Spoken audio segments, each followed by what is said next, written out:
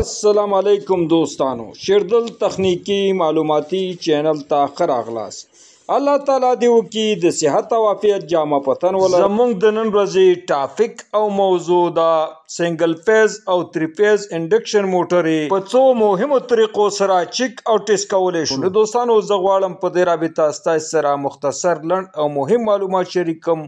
نو دوستانو، دا ویډیو مه سکپ کوئ، تر اخره پورې وګورئ ترڅو د دې مفیدو معلوماتو څخه ځانونه برخمن کړئ. نو دوستانو، راځو ټاپک او موضوع ته.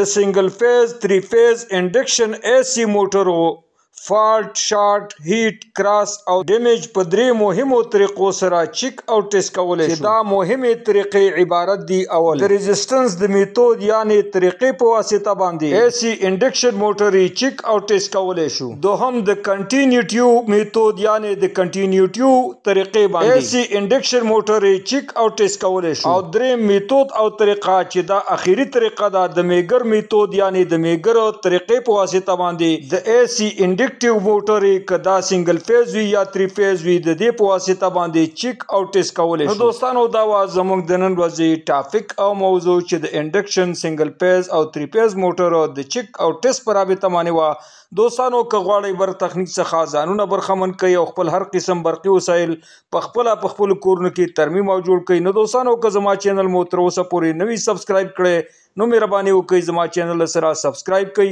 او که دا ویډیو مو خوښه شوې وي، در سره لایک او شیر کړئ د خپلو ملګرو سره ترڅو خیر او پیدې ټولو ته ورسیږي. دوستانو، ستاسې د توجه او لیدو څخه یو نړۍ مننه. السلام علیکم.